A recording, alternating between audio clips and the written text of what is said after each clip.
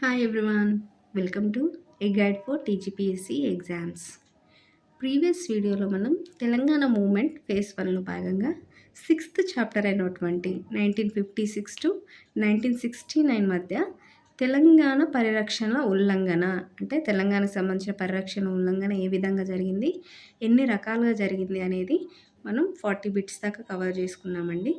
ఈ వీడియోలో మనం 41 బిట్ నుంచి కవర్ చేస్తాం. సో 41 బిట్ వచ్చేసరికి 1958 మార్చ్ 1 శాసనసభలో మర్రి చెన్నారెడ్డి విద్యా విషయంలో తెలంగాణలో 9 డిస్ట్రిక్ట్‌ల ఖర్చు ఒక గుంటూరు డిస్ట్రిక్ట్ ఖర్చుకి ఈక్వల్‌గా ఉంది అని చెప్పి మనకి శాసనసభలో మర్రి చెన్నారెడ్డి చెప్పారండి. తెలంగాణ ప్రాంతీయ సంఘ ఏర్పాటు తెలంగాణ ప్రాంతీయ సంఘం యొక్క ఏర్పాటు ఆలస్యాన్ని నిలదీశారు. ఎవరు? మర్రి చెన్నారెడ్డి. ఇది ఖచ్చితంగా గుర్తుంచుకోవాలండి. ఇప్పుడు 1958లో ఏమైంది? 56లో మనకు ఆంధ్రప్రదేశ్ ఏర్పడిన తర్వాత 2 ఇయర్స్‌కి 58లో శాసనసభ సమావేశాల్లో మర్రి చెన్నారెడ్డి ఎవరండి? తెలంగాణకు సంబంధించిన వ్యక్తి కదా! సో, మర్రి చెన్నారెడ్డి ఏం నిలదీశాడంటే, అసలు విద్యా విషయంలో ఎందుకు తెలంగాణలోని అప్పటికి 9 డిస్ట్రిక్ట్‌లు ఉన్నాయండి 1958 మార్చ్ 1 వరకి తెలంగాణలో. సో, తెలంగాణలోని మొత్తం 9 జిల్లాల ఖర్చు విద్యా విషయంలో చేసిన ఖర్చు మన ఆంధ్ర ప్రాంతంలోనే ఒక్క గుంటూరు డిస్ట్రిక్ట్ చేసే ఖర్చుకి ఈక్వల్‌గా ఉంది. అంటే 9 జిల్లాల ఖర్చు ఆంధ్ర ప్రాంతంలోని ఒక గుంటూరు డిస్ట్రిక్ట్ ఖర్చుకి ఈక్వల్‌గా ఉంది అనంటే ఎంత మనకి తక్కువ ఖర్చు చేస్తున్నారు. వాళ్ళకొక జిల్లాకు ఖర్చు చేసిన ఖర్చు విద్యా విషయంలో మనకు 9 జిల్లాలకు ఖర్చు చేస్తున్నారు అంటే ఎంత తక్కువ ఖర్చు చేస్తున్నారు. విద్యా విషయంలో అన్యాయం జరుగుతుంది అనేది మర్రి చెన్నారెడ్డి నిలదీశాడు. అంతేకాకుండా తెలంగాణ ప్రాంతీయ సంఘాన్ని ఏర్పాటు చేస్తా అని చెప్పి పెద్ద మనుషులు ఒప్పందంలో ఒప్పుకున్నారు. అంటే ఇప్పుడు 58 వరకు ఇంకా అది ఏర్పాటు చేయబడలే గదండీ! తెలంగాణ ప్రాంతీయ సంఘము. సో, తెలంగాణ ప్రాంతీయ సంఘాన్ని ఏర్పాటు చేస్తా 1956లో పెద్ద మనుషుల ఒప్పందంలో ఒప్పుకుంటే, 58 అంటే 2 ఇయర్స్ అవుతుంది. ఇంకా ఎందుకు ఏర్పాటు చేయలేదు? ఎందుకు ఆలస్యం చేస్తున్నారు? అని చెప్పి గూడా ఈయన నిలదీశాడని ఇక్కడ గుర్తుంచుకోవాలి. నెక్స్ట్ బిట్ వచ్చేసరికి 1958 మార్చ్ 8న సో, అదే ఇయర్ మనకి మార్చ్ 8న ఏమైంది అనంటే, హైదరాబాద్ ప్రతాప్ గిచ్చి కోటిలో న్యాయవాది జి. వెంకటస్వామి అధ్యక్షతన తెలంగాణ మహాసభ జరిగిందండి. సో, ఇది వెరీ వెరీ ఇంపార్టెంట్ అండి. గుర్తుంచుకోవాలి. ఎప్పుడండి 1958 మార్చి 8న ఎక్కడ జరిగిన సమావేశం అంటే హైదరాబాద్ ప్రతాప్ గిచ్చి కోటిలో. ఎవరి అధ్యక్షతన జరిగిందంటే న్యాయవాది జి. వెంకటస్వామి అధ్యక్షతన అండి. ఎవరి అధ్యక్షతన? జి. వెంకటస్వామి అధ్యక్షతన. ఏ సమావేశం జరిగిందంటే తెలంగాణ మహాసభ జరిగిందండి. తెలంగాణ మహాసభ జరిగినప్పుడు ఇందులో ఎవరెవరు ఏమేమని వ్యాఖ్యానించారు అనేది ఇక్కడ ఇంపార్టెంటు. నిజామాబాద్ ఎంపీ అయినటువంటి ఆ టైంలో నిజామాబాద్ ఎంపీ ఎవరండి? హరిశ్చంద్ర. సో, నిజామాబాద్ ఎంపీ అయినటువంటి హరిశ్చంద్ర పెద్ద మనుషుల ఒప్పందం అమలు గురించి అడిగాడండి. పెద్ద మనుషుల ఒప్పందం అమలు జరగట్లేదని చెప్పి హరిశ్చంద్ర ఇక్కడ మనకి ఈ సమావేశంలో తెలిపారు. ఎవరు? నిజామాబాద్ ఎంపీ హరిశ్చంద్ర. ఇంకా భోజిరెడ్డి అనే వ్యక్తి ఏంటంటే ఉన్న గోడే చెడింది అని చెప్పి ఈయన వ్యాఖ్యానించారు. ఎవరు? భోజిరెడ్డి. నెక్స్ట్ కమ్యూనిస్ట్ ఎంపీ అయినటువంటి రాజ్ బహదూర్ గౌర్ ఏమన్నారంటే అన్ని పార్టీలతో కలిసి కమిటీ ఏర్పాటు చేయాలని అన్నారు. సో, మనకి ఇక్కడ ఏంటండి ఈ సమావేశంలో నిజామాబాద్ ఎంపీ హరిశ్చంద్ర ఏమన్నారంటే ఏదైతే మనకు పెద్ద మనుషుల ఒప్పందం ఉందో దాన్ని ఖచ్చితంగా అమలు చేయాలి. మన పెద్ద మనుషుల ఒప్పందంలో ఒప్పుకున్నటువంటి ఆ 14 అంశాలను అమలు చేయాలని ఈయన నిజామాబాద్ ఎంపీ హరిశ్చంద్ర వ్యాఖ్యానిస్తే మనకి భోజిరెడ్డి అనే వ్యక్తి ఏం చెప్పాడంటే ఈయన స్వాగతోపన్యాసం చేస్తూ కొత్తగా అభివృద్ధి మాట అటుంచి ఉన్న గోడే చెడింది. అంటే ఈయనేమన్నాడు? అభివృద్ధి చేయడం పక్కన పెడితే ఆల్రెడీ ఉన్న అభివృద్ధిని కూడా వీళ్ళు చెడగొడుతున్నారు కదా! తెలంగాణ ప్రాంతంలో ఉన్న అభివృద్ధిని కూడా ఉన్నదాన్ని కూడా చెడగొట్టిర్రు. అంటే కొత్తగా అభివృద్ధి మాట అటుంచి ఉన్న గోడే చెడింది అని ఎవరు పేర్కొన్నారు ఈ సమావేశంలో అనేది అడుగుతారండి. ఎవరు అంటే Bhojireddy. Next Madapati Hanumantharao communist MP Raj Bahadur Gaur ఏమన్నారంటే ఈయన ఇప్పుడు తెలంగాణ ప్రాంతంలో పన్నులు, ఉద్యోగ పరిస్థితుల విలీనీకరణకు వ్యతిరేకంగా ఆందోళన సాగుతున్నది కాబట్టి ఈ విషయాన్ని పరిశీలించడానికి అన్ని పార్టీలతో కలిసి ఒక కమిటీ వేయాలి అని చెప్పి మనకి కమ్యూనిస్ట్ పార్టీ రాజ్ బహదూర్ గౌరు వ్యాఖ్యానించారండి. సో, అన్ని పార్టీలతో కమిటీ వేయాలని ఎవరు చెప్పారనేది కూడా ఇంపార్టెంట్. ఎవరు? Communist party MP Raj Bahadur Gaur. Next మనకు గోపాలరావు ఎగ్బోటే ఏమని అన్నాడు అంటే పెద్ద మనుషుల ఒప్పందాన్ని అమలు జరపనందున అసంతృప్తి పెరిగింది. సో తెలంగాణ ప్రజల ప్రయోజనాలను భగ్నం చేస్తున్న ప్రభుత్వ చర్యకు వ్యతిరేకంగానే ఈ ఉద్యమం జరుగుతుందని అన్నారు. సో గోపాలరావు ఎగ్బోటే కూడా పెద్ద మనుషుల ఒప్పందం అనేది అమలు చేయకపోవడం వల్లనే మనకి ఉద్యమం జరుగుతుంది అని చెప్పి గోపాలరావు ఎగ్బోటే వ్యాఖ్యానించాడని గుర్తుంచుకోవాలి. నెక్స్ట్ ఏపీ ఏర్పడిన 17 నెలలకు తెలంగాణ మహాసభ విదేశాంగ శాఖ మంత్రి గోవింద్ వల్లభ్ పంత్‌కి విజ్ఞాపన పత్రాన్ని పంపిందండి. సో ఆంధ్రప్రదేశ్ ఏర్పడినటువంటి 17 నెలలకు ఇప్పుడు 1958 మార్చ్ 18 అంటే 56లో కదండి మనకి ఏర్పడింది. ఈ సమావేశం జరిగింది 58లో. సో ఆల్మోస్ట్ ఒక 17 మంత్స్ తర్వాత ఏదైతే పెద్ద మనుషుల ఒప్పందంలో ఒప్పుకున్న అంశాలున్నాయో వాటిని ఇంకా అమలు పరుస్తలేరు. ఆల్మోస్ట్ 1½ ఇయర్ అయిపోయింది. అయినా వీళ్ళు అమలు పరుస్తలేరని చెప్పి మనకి తెలంగాణ మహాసభ విదేశాంగ శాఖ మంత్రి అయినటువంటి గోవింద్ వల్లభ్ పంత్‌కి విజ్ఞాపన పత్రాన్ని పంపిర్రు అనేది ఇక్కడ గుర్తుంచుకోవాలండి. సో అప్పుడున్న విదేశాంగ శాఖ మంత్రి ఎవరు అనేది ఇంపార్టెంటు.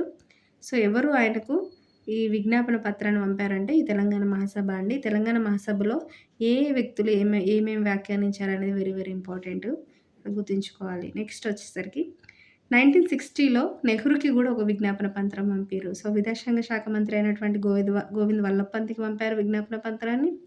ఈ పెద్ద మనుషుల ఒప్పందం అమలు జరపాలని. అంతేకాకుండా 1960లో కూడా మనకి నెహ్రూకి కూడా ఒక విజ్ఞాపన పత్రాన్ని పంపారనేది గుర్తుంచుకోవాలి. సో వీళ్ళు అన్ని రకాలుగా అందరినీ వీళ్ళు అది కన్సల్ట్ అవుతున్నారు. ఈ తెలంగాణ ప్రాంత ప్రజలకు అన్యాయం జరగకూడదు అని చెప్పి. నెక్స్ట్ 1969లో అంటే ఇప్పుడు ఉద్యమం జరిగే టైంకి ఇదంటే బ్యాక్ స్టోరీ అండి. ఉద్యమం జరిగే ముందు ఇన్ని సార్లు వీళ్ళు ఇన్ని చేశారు. తర్వాత 69 టైంకి రాష్ట్రపతి వివి గిరికి కూడా వినతి పత్రం వీళ్ళు ఇచ్చారు. అంటే ఉద్యమం టైంలో కూడా రాష్ట్రపతి అప్పుడు ఎవరు అంటే వివి గిరి అండి. సో ఈయనకు కూడా ఒక వినతి పత్రాన్ని అందించిర్రు.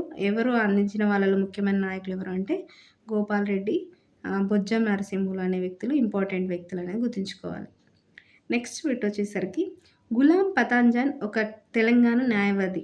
సో ఈయన 1959 డిసెంబర్ 12న ఏమని హెచ్చరించాడు? సో గులాం పతాంజన్ అనే వ్యక్తి ఒక తెలంగాణ న్యాయవాది అండి. అంటే తెలంగాణ ప్రాంతానికి సంబంధించిన న్యాయవాది గులాం పతాంజన్. ఈయన ఏమని వ్యాఖ్యానించాడంటే 1959 డిసెంబర్ 12న ఈయన ముందే ఒక హెచ్చరిక చేశాడు. ఏమని చేశాడండి? పరిస్థితి చేజారక ముందే మేల్కొనండి అని చెప్పి గులాం పతంజన్ హెచ్చరించాడండి. దేనికి? తెలంగాణకు జరుగుతున్న అన్యాయము, తెలంగాణ యువతలో ఏర్పడుతున్న వ్యతిరేకత అనేది ఆయనకు అప్పటికే అర్థమైంది. 1959 టైంకే అర్థమైంది. మనకు 69లో ఉద్యమం స్టార్ట్ అయింది కదండి. ఆల్మోస్ట్ 10 ఇయర్స్ ముందే ఈయన హెచ్చరించారు. ఎవరు? తెలంగాణకు సంబంధించిన న్యాయవాది అయినటువంటి గులాం పతంజను. ఏంటంటే ఇప్పుడు అసంతృప్తి పెరుగుతుంది తెలంగాణ ప్రజల్లో, తెలంగాణ యువతలో. సో మీ తెలంగాణ జరుగుతున్న అన్యాయాల పట్ల వాళ్ళకు అర్థమవుతుంది. కాబట్టి పరిస్థితి చేజారక ముందే మీరు మేల్కొనండి అని కేంద్ర రాష్ట్ర ప్రభుత్వాలకు బహిరంగంగా హెచ్చరించిండండి గులాం పతంజన్. సో ఈయన ఇంపార్టెంటు. ఎప్పుడు హెచ్చరించారు, ఆయన ఎవరు అనేది ఇంపార్టెంట్. నెక్స్ట్ బిట్టు 1961 జూలై 21న ఏపీ అసెంబ్లీలో పుచ్చలపల్లి సుందరయ్య, రావి నారాయణ రెడ్డి ప్రశ్నించారండి తెలంగాణ ప్రజలపై జరుగుతున్న అన్యాయాలకు.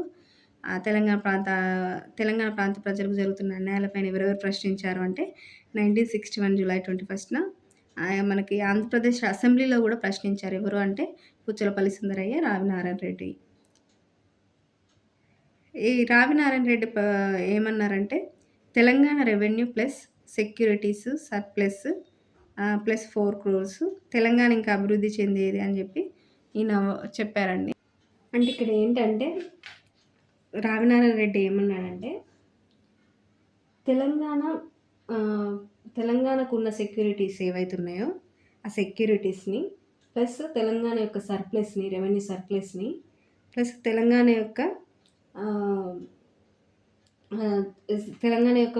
ప్రాంతానికి సంబంధించిన సెక్యూరిటీ ప్లస్ తెలంగాణ యొక్క రెవెన్యూ సర్ప్లస్ ఏదైతే ఉందో దానికి అడిషనల్గా ఒక 4-5 కోట్లు యాడ్ చేస్తే తెలంగాణ ప్రాంతం ఇంకా అభివృద్ధి చెందేది కదా అని రావినారాయణ రెడ్డి ప్రశ్నించాడు. ఎప్పుడు?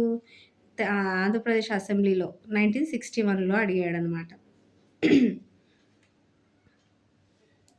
సో ఇంకా అభివృద్ధి చెందేది. అభివృద్ధి చెందితే అప్పుడు తెలంగాణ ప్రాంతము, ఆంధ్ర ప్రాంతం ఈక్వల్గా అభివృద్ధి చెందితే తెలంగాణ ప్రాంత ప్రజల్లో ఇంత ఏమంటారు అసంతృప్తి పెరిగేది కాదు కదా. సో ఇప్పుడు అసంతృప్తి పెరగడం వల్ల తెలంగాణ ప్రాంతం వెనుకబాటుతనానికి గురవ్వడం వల్ల ఆంధ్రప్రదేశ్ ఐక్యతకే ప్రమాదం అని జెప్పి మనకి రావినారాయణ రెడ్డి అసెంబ్లీలో ఈయన చెప్పిండు 1961 జూలై 21 అనేది గుర్తుంచుకోవాలి. నెక్స్ట్ పివి నరసింహారావు ఏమని వ్యాఖ్యానించాడంటే, ప్రజలకు కావాల్సిన ముఖ్య అవసరాలు తీర్చడానికి ప్రభుత్వం ఎంత తొందర తీసుకుంటే ఎమోషనల్ ఇంటిగ్రేషన్ అంత బావుంటుంది ఇరు ప్రాంతాల మధ్య అని జెప్పి పివి నరసింహారావు గూడా హెచ్చరించాడండి. సో, పివి నరసింహారావు ఏమన్నాడంటే, మనకి ఎమోషనల్ ఇంటిగ్రేషన్ ఉండాలి. అంటే ఎమోషనల్‌గా ఇరు ప్రాంతాల ప్రజలు కలిసి ఉండాలి అనంటే, ప్రజలకు ఏ ఏ అవసరాలు గావాలో వాటిని అంత తొందరగా ప్రభుత్వం తీర్చాలి. తీరుస్తేనే గదా ప్రజల నీడ్స్ అనేటిది గవర్నమెంట్ సాటిస్ఫై జేసినప్పుడే ఇరు ప్రాంతాల ప్రజలు సౌఖ్యంగా ఉంటారు. ఇరు ప్రాంతాల ప్రజలు ఈక్వల్‌గా అభివృద్ధి చెందుతారు. ఇరు ప్రాంతాల ప్రజలకు అప్పుడు ఎమోషనల్‌గా ఇంటిగ్రేషన్ ఉంటది. ఎమోషనల్‌గా వాళ్ళు కలిసిమెలిసి ఉంటారు అనేదే పివి నరసింహారావు యొక్క ఉద్దేశ్యం. నెక్స్ట్ రావినారాయణ రెడ్డి ఇంకేం వ్యాఖ్యానించారంటే, ఈ 1961 వరకి 5 ఇయర్స్ అవుతుంది గదండీ! ఆంధ్రప్రదేశ్ రాష్ట్రం ఏర్పడి. సో, 5 ఇయర్స్ అయిన తర్వాత గూడా మనకి రెండు ప్రాంతాల ప్రజల మధ్యలో ఎమోషనల్ ఇంటిగ్రేషన్ అనేది జరగలేదని జెప్పి రావినారాయణ రెడ్డి ఇదే సభలో, ఇదే అసెంబ్లీలో ఈయన వ్యాఖ్యానించాడు. అంటే ఎందుకు జరగలేదు అనంటే, తెలంగాణ ప్రాంత ప్రజల్ని ఎక్కువ వెనుకబాటుతనానికి గురి జేశారు. తెలంగాణ ప్రాంతం అనేది అభివృద్ధికి నోచుకోలేదు కంపేర్ టు ఆంధ్ర ప్రాంతము. సో, దీనివల్ల ఏంటంటే తెలంగాణ ప్రాంతం వెనుకబడతానానికి గురవ్వడమే గాకుండా, తెలంగాణ ప్రాంత ప్రజల అసంతృప్తి పెరిగింది. సో, పెరగడం వల్ల ఎమోషనల్ ఇంటిగ్రేషన్ అనేది జరగలేదు. ఆంధ్రప్రదేశ్ రాష్ట్రం ఏర్పడి 5 ఇయర్స్ అయిన తర్వాత గూడా ఇంకా ఎమోషనల్ ఇంటిగ్రేషన్ జరగలేదు. ఎమోషనల్‌గా కనెక్ట్ అవ్వలేదు 2 ప్రాంతాల ప్రజలు అని జెప్పి రావినారాయణ రెడ్డి వ్యాఖ్యానించాడనేది గుర్తుంచుకోవాలి. నెక్స్ట్ బిట్ వచ్చేసరికి 45 అండి. 1966 ఆర్థిక మంత్రి మర్రి చెన్నారెడ్డి. అప్పుడున్న ఆర్థిక మంత్రి మర్రి చెన్నారెడ్డి. ఏ టైం అండి 1966 మార్చి 3 నాటికి ఆర్థిక మంత్రి అయినటువంటి మర్రి చెన్నారెడ్డి బడ్జెట్‌లో తెలంగాణకు సరైన నిధులు కేటాయించలేదని ఆరుట్ల కమలాదేవి నిలదీసింది. సో, మనకి కమ్యూనిస్ట్ పార్టీ వ్యక్తి అయినటువంటి ఆరుట్ల కమలాదేవి బడ్జెట్‌లో తెలంగాణకు సరైన నిధులు కేటాయించలేదని జెప్పి అప్పుడున్నటువంటి ఆర్థిక మంత్రి మర్రి చెన్నారెడ్డిని నిలదీసిందండి. సో, ఎవరు బడ్జెట్‌లో 1966 బడ్జెట్‌లో తెలంగాణకు దక్కాల్సిన నిధులు కేటాయించలేదని జెప్పి మరి అప్పుడున్న ఆర్థిక మంత్రి చెన్నారెడ్డిని నిలదీశారు అనేది అడుగుతారండి. సో, ఎవరు అంటే ఆరుట్ల కమలాదేవి. ఈమె కమ్యూనిస్ట్ పార్టీకి చెందిన వ్యక్తి. ఎవరు నిలదీశారు అంటే అప్పుడున్న ఆర్థిక మంత్రి అయినటువంటి మర్రి చెన్నారెడ్డిని అని గుర్తుంచుకోవాలి. నెక్స్ట్ బిట్ వచ్చేసరికి 1967 మార్చ్ శాసనసభలో కమ్యూనిస్టు సభ్యుడు సిహెచ్ రాజేశ్వరరావు ఏమని అన్నారంటే, తెలంగాణ మిగులు నిధులు 23 కోట్లు తెలంగాణలో ఖర్చు పెట్టారని అన్నారు. సో, ఇది నెక్స్ట్ ఇయర్ అండి. ఇది 1966 సభలో ఆరుట్ల కమలాదేవి ప్రశ్నించింది వేరు. తర్వాత 67లో ఆ నెక్స్ట్ ఇయర్ శాసనసభలో ఈయన కూడా కమ్యూనిస్ట్ పార్టీ సభ్యుడండి. ఎవరు అంటే సిహెచ్ రాజేశ్వరరావు. ఈ సిహెచ్ రాజేశ్వరరావు ఏమన్నాడంటే, తెలంగాణ మిగులు నిధులు 23 కోట్లు ఉన్నాయి గదా!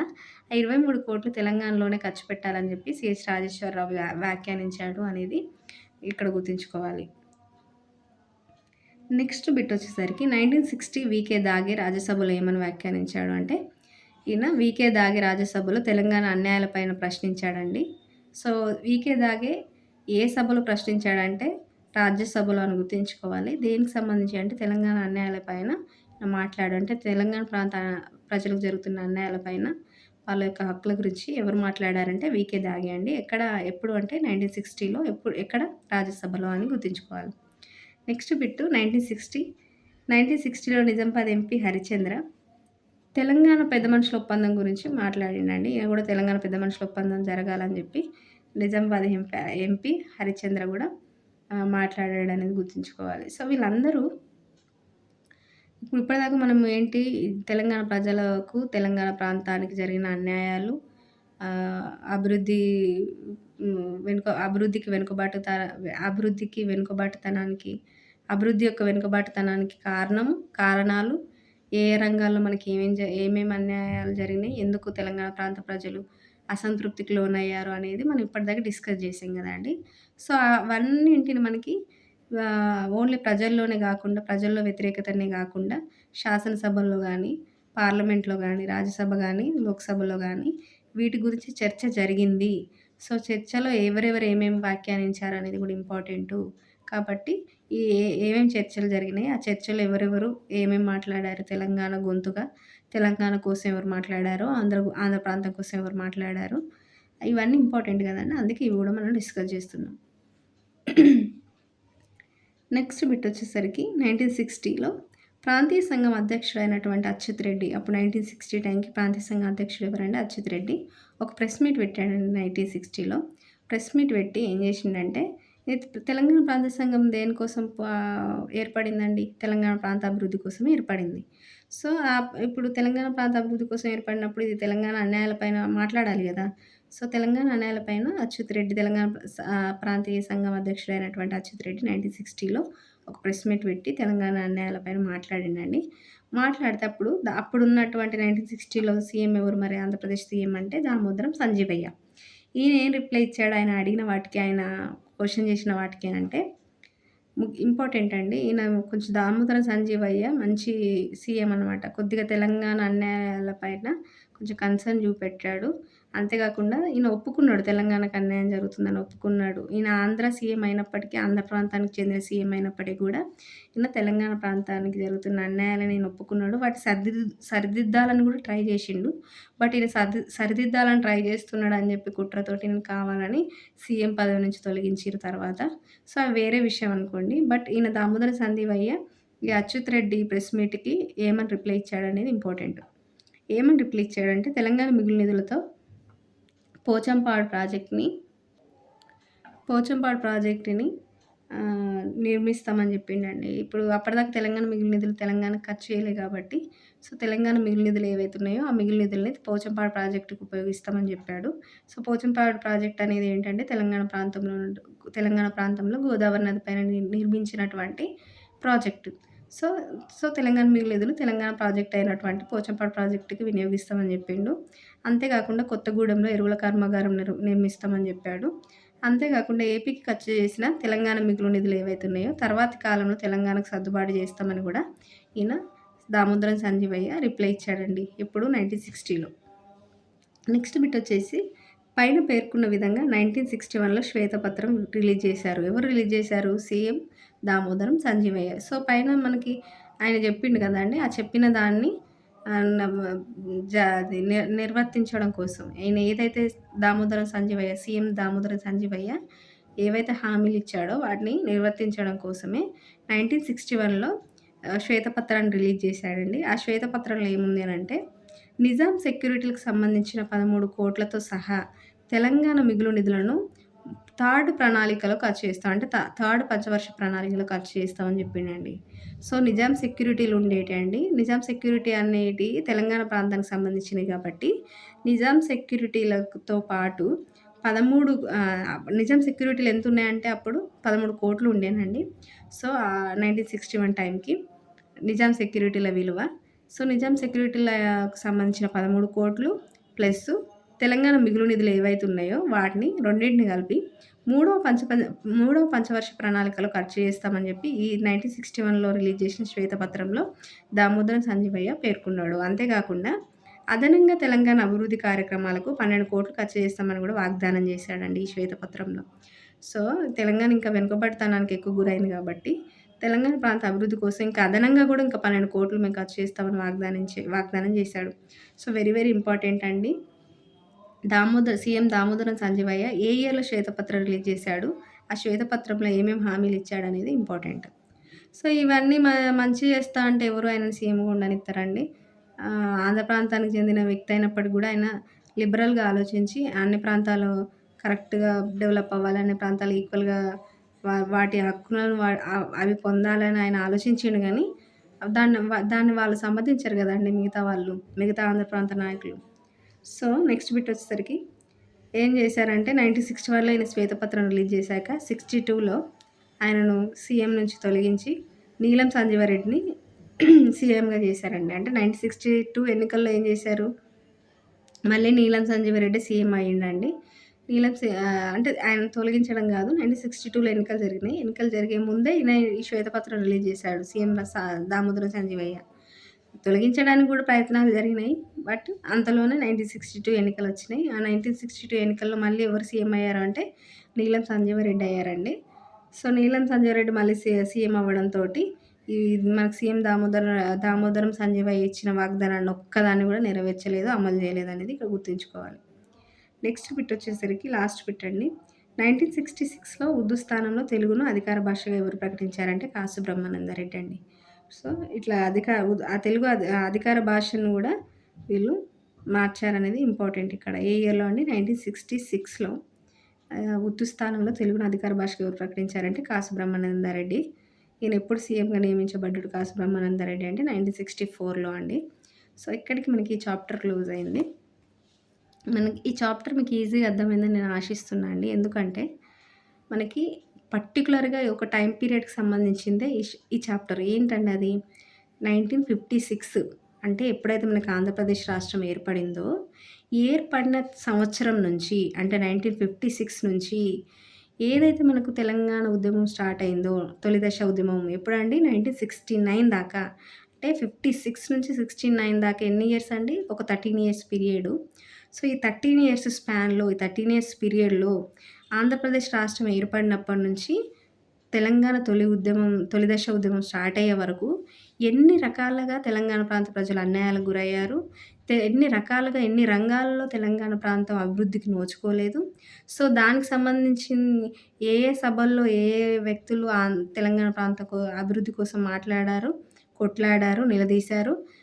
దాన్ని శాసనసభలో గానీ, పార్లమెంట్‌లో గానీ ఏ విధంగా వీళ్ళు నిలదీశారు. అయినప్పటికి గూడా ఎటువంటి ప్రతిస్పందనొచ్చింది ఆంధ్రప్రదేశ్ గవర్నమెంట్ నుంచి, ఎటువంటి చర్యలు తీసుకున్నారు అనేది మనము ఈ చాప్టర్‌లో కూలంకషంగా ప్రతి ఒక్క యాంగిల్‌లో మనం దీన్ని డిస్కస్ చేసుకున్నామండి. ఇది మీకు అర్థమైందని నేను ఆశిస్తున్నానండి. Thank you.